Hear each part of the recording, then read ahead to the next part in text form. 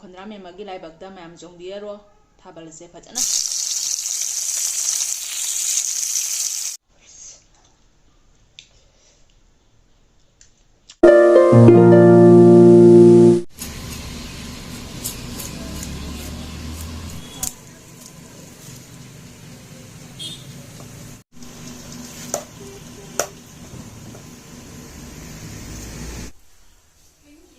do mayam kai mathen tawdoina do adum thongaga khangalage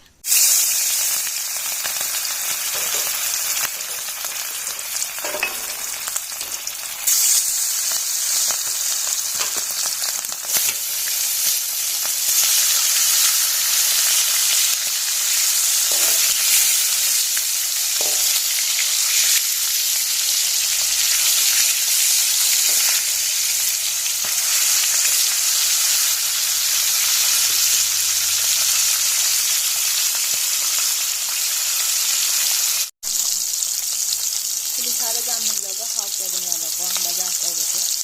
andina hausa wani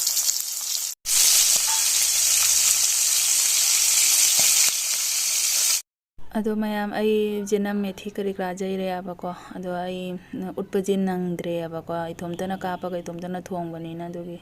moro jira loi hat chale aba ko ado ngau yo jina hangau da isi mai hapani isi mai hat chale aba ko ado nga si mo hape ado nga kutlani mahi di pra hat pri aba mai hap chale hasi kha sawale Hamam si mong sa dere ba istense asiga mo sabi da ham na bagi ko thunga ngaure aba sumayam hinjang se ko pan na jam su ko Elisha ga thong bani na pan di ta sa su hau idana hinjang da sumayam sabi hapa gi nya bu pulise bong bong saure mayam adana thunda ba ja ni hinjang se ni tang jele Sabi si jara ni mayam se khaidong na thamme aba ko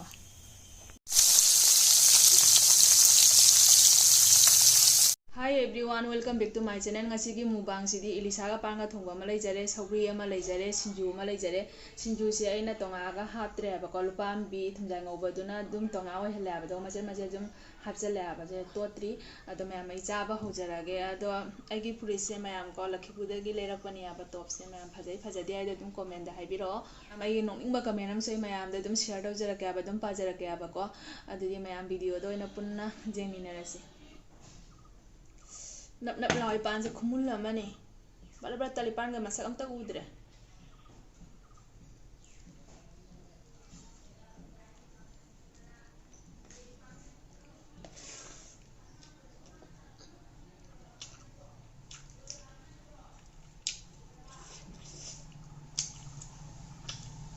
Tare mato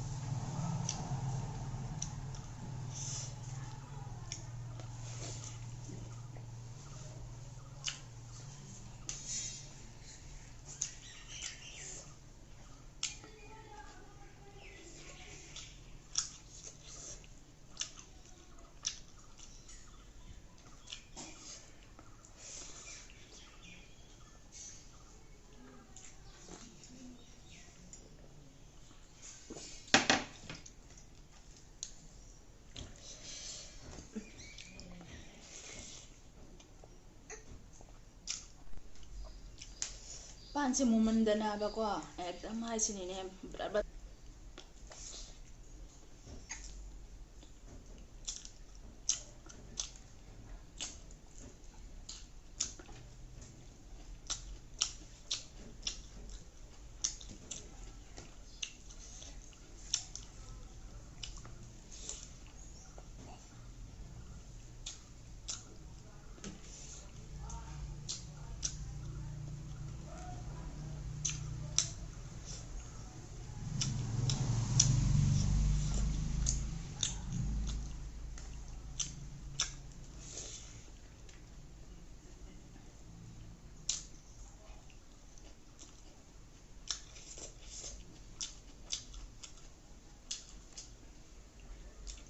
Elisha thong ma cha ban sabi ga se jeng ba kaw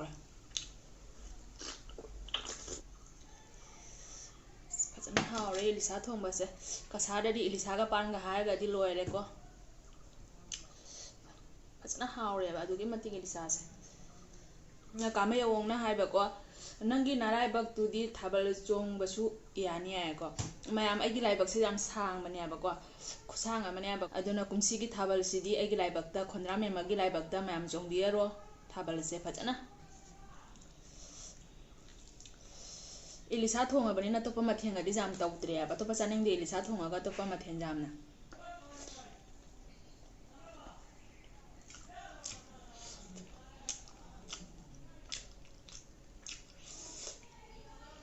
fazana hawa me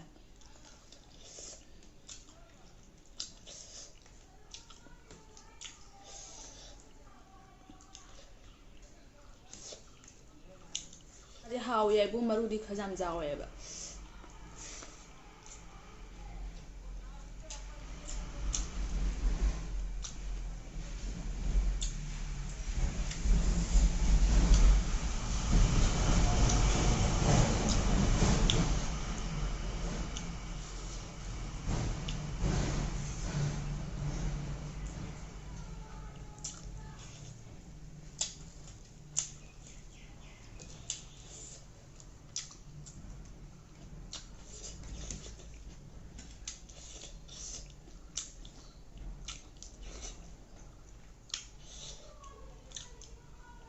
tonga jaw da bishi zum hawa sinju se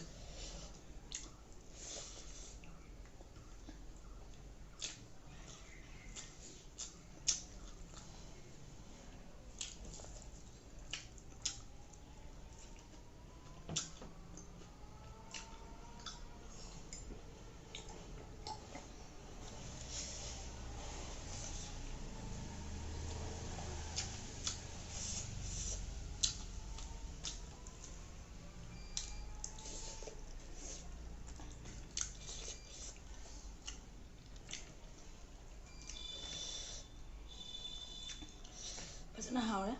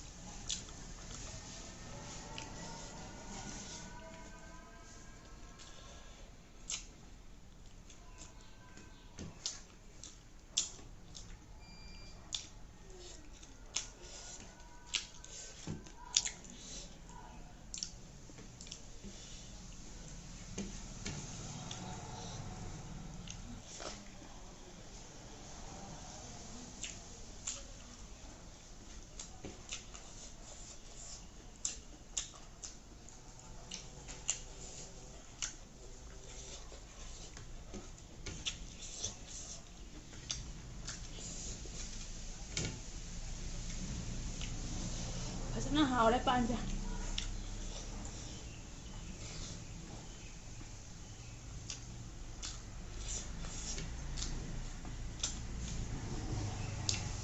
Elisha se mayam toina chaba nungai te ba kai nai da khoma cha ya da bani na du gi sa te na nungai te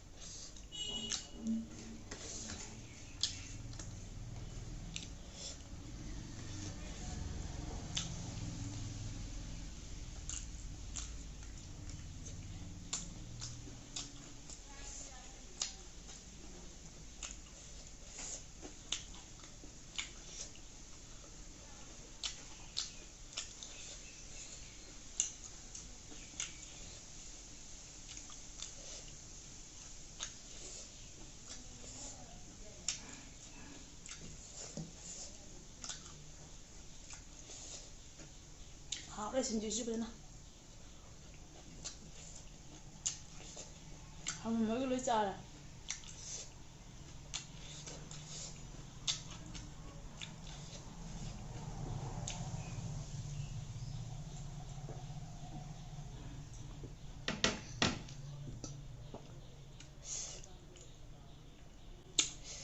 فجأة حاولة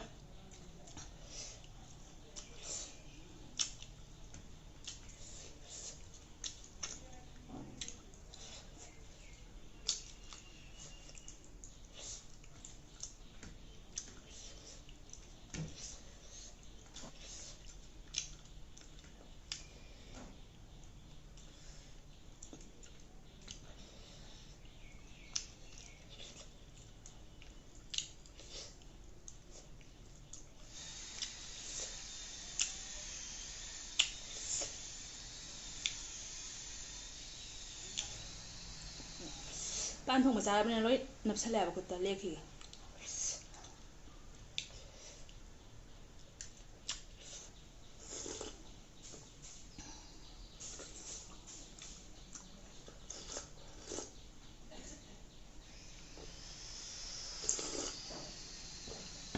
ꯁꯧꯒ꯭ꯔꯤꯁꯤꯅ ꯆꯥꯈꯤꯕ ꯄꯨꯝꯅꯃꯛ ꯂꯣꯏ ꯇꯨꯝꯅꯕꯒꯤ last ꯊꯛꯆꯜꯂꯤꯅꯦꯕꯀꯣ